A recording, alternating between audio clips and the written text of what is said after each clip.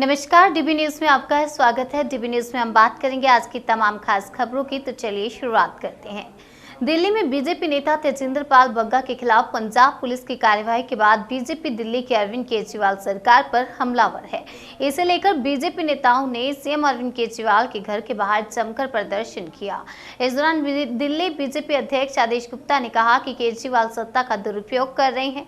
BJP नेता बग्गा की गिरफ्तारी के विरोध में दिल्ली बीजेपी के नेता केजरीवाल सरकार को घेरने की कोशिश कर रहे हैं। दिल्ली बीजेपी अध्यक्ष आदेश गुप्ता के अलावा तमाम बीजेपी नेताओं ने केजरीवाल के घर के बाहर प्रदर्शन किया। इस दौरान पुलिस ने प्रदर्शन कर रहे बीजेपी नेताओं को रोका और कुछ नेताओं को हिरासत में भी ले लिया गया। इस दौरान बीजेपी नेताओं ने यह भी आरोप लगाया कि केजरीवाल ने सिखों का अपमान किया है। बीजेपी नेता मनजिंदर सिंह सिरसा ने कहा कि वह अरविंद केजरीवाल के खिलाफ लगातार प्रदर्शन जारी रखेंगे। उन्होंने ट्विटर पर लिखा, दिल्ली पुलिस को अगर किसी को डिटेन करना चाहिए तो वो है अरविंद केजरीवाल। केजरीवाल के इशारों पर चल रही पंजाब पुलिस ने तेजिंदर पाल बग्गा की दस्तार का अपमान किया और दस्तार का अपमान हम नहीं सहेंगे, न डरेंगे न झुकेंगे। केजरीवाल के अत्याचार के खिलाफ इसी तरह लड़ाई जारी रखेंगे। बता दें कि बीजेपी नेता तेजिंदर पाल बग्गा को पुलिस ने गिरफ्तार कर लिया था। उन पर आरोप था कि उन्होंने दिल्ली के मुख्यमंत्री अरविंद केजरीवाल के खिलाफ आपत्तिजनक बयान दिए थे। लेकिन इस गिरफ्तारी के बाद बीजेपी शासित राज्य हरियाणा में पंजाब पुलिस की गाड़ी को रोक लिया गया। वहीं दिल्ली पुलिस ने अपहरण का मामला दर्ज कर अपनी एक टीम हरियाणा रवाना कर दी। 3 राज्यों की पुलिस के बीच दिन भर चले इस हंगामे के बाद आखिरकार बग्गा को वापस दिल्ली लाया गया। दिल्ली पुलिस की टीम ने बग्गा को शुक्रवार देर रात उनके घर पहुंचाया। इस पूरे मामले को लेकर अब बीजेपी अरविंद केजरीवाल सरकार पर हमलावर है।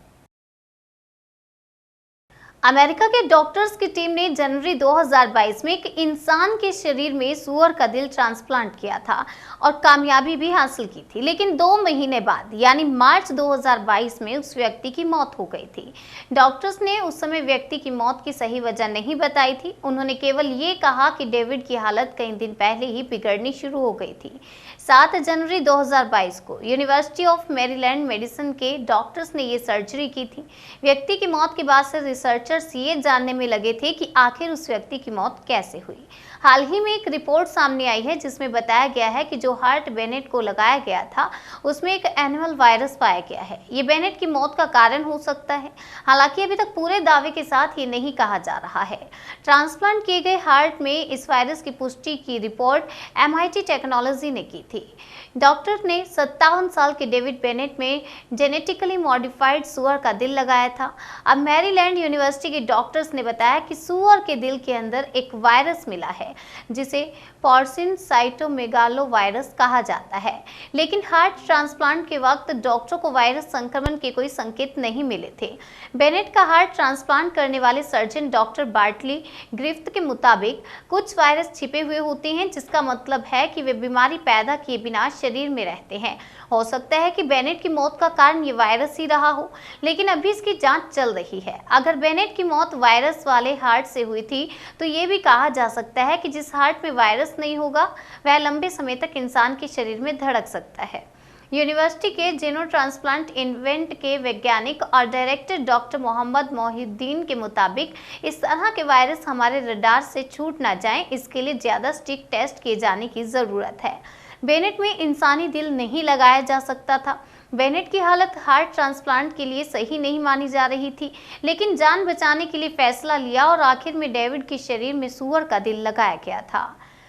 मैसाचुसेट्स जनरल अस्पताल में ट्रांसप्लांट इन्फेक्शन के एक्सपर्ट जे फिशमैन के मुताबिक सूअर के दिल में पाए जाने वाले वायरस को मानव कोशिकाओं को संक्रमित करने में सक्षम नहीं माना जाता और इस वायरस के फैलने से इंसानों के लिए कोई खतरा नहीं है।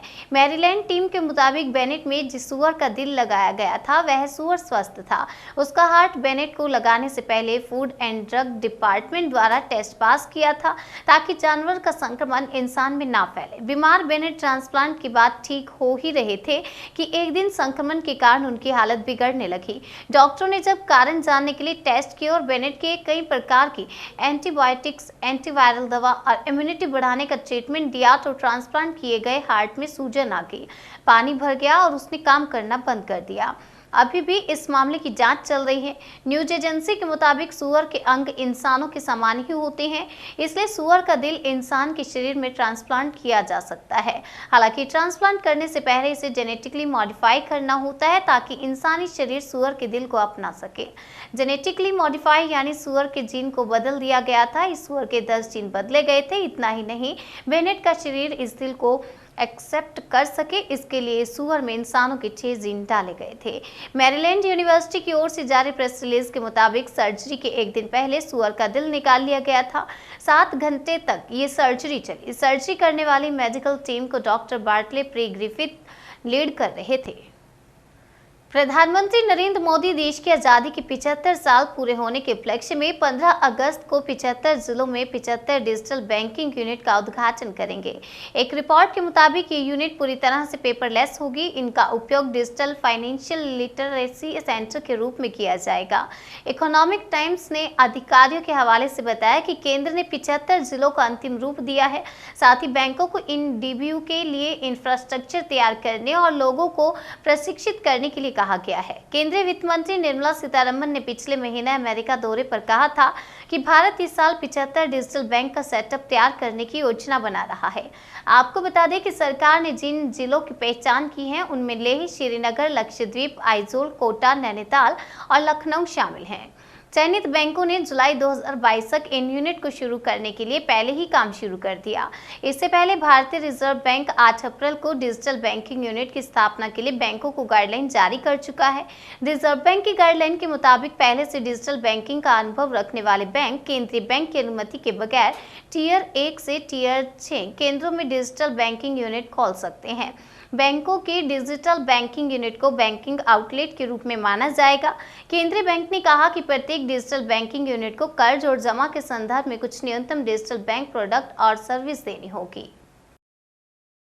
हैदराबाद में प्रदेश कांग्रेस कमेटी की बैठक में राहुल गांधी ने बीजेपी पर वार करते हुए कहा कि हमारा आरएसएस वाला परिवार नहीं है जहां एक व्यक्ति सब निर्णय लेता हो। हमारा दूसरा तरीका है, हम सबकी आवाज सुनना चाहते हैं लेकिन मीडिया से नहीं। आपको बता दें, उन्होंने कहा लेकिन मीडिया में नहीं बल्कि बंद कमरों में, जैसे एक परिवार बात करता है। और इंडिपेंडेंट फीडबैक लेकर, ग्राउंड फीडबैक लेकर टिकट मिलेगा। स्वतंत्र फीडबैक తీసుకొని క్షేత్రస్థాయి సమాచారం తీసుకొని గ్రౌండ్ రిపోర్ట్ ఆధారంగా టికెట్లు ఇవ్వబడతాయి। मतलब तेलंगाना की जनता जिसको चाहती है, तेलंगाना की जनता के पास जो रहता है, काम जो करता है, उसको कांग्रेस पार्टी रिवॉर्ड करेगी। ఎవరైతే ప్రజల మధ్యలో ఉంటూ ప్రజల కోసం పనిచేస్తారో వారికి తప్పనిసరిగా ప్రతిఫలం ఉంటుంది। पहला माइलस्टोन कांग्रेस पार्टी के नेताओं के लिए वरंगल डिक्लेरेशन। మొట్టమొదటి మైల్ స్టోన్ కాంగ్రెస్ పార్టీ కార్యకర్తలకు మనం చారిత్రాత్మకంగా చేసుకున్నటువంటి ఒక వరంగల్ డిక్లరేషన్। आपका पहला काम तेलंगाना के हर एक व्यक्ति को, हर एक किसान को वरंगल डिक्लेरेशन के बारे में समझाना, बताना, यह आपका पहला काम है। మీ అందరి పైన గురుతరమైనటువంటి రోజుల్లో ప్రతి పల్లెలో ప్రతి వ్యక్తికి కూడా వరంగల్ డిక్లరేషన్ లో ఉన్నటువంటి అంశాలన్నీ కూడా వారిని ఎడ్యుకేట్ చేయవలసిన అవసరం ఉంది। ये सिर्फ एक डिक्लेरेशन नहीं है, ये एक पार्टनरशिप है कांग्रेस पार्टी के बीच में और तेलंगाना के किसान के बीच में। एक पार्टनरशिप है, ये कांग्रेस पार्टी की गारंटी है। ఇది ఒక కేవలం డిక్లరేషన్ కాదు, రైతులకు కాంగ్రెస్ పార్టీకి మధ్యన విశ్వాసాన్ని కల్పించేటువంటి ఒక పత్రం అది, వారికి నమ్మకం కలిగించేటువంటి ఒక పత్రం అది। కాబట్టి బలంగా దాన్ని ప్రజల్లోకి తీసుకెళ్లాల్సిన అవసరం ఉంది, ఆ బాధ్యత మనందరిపైన ఉంది।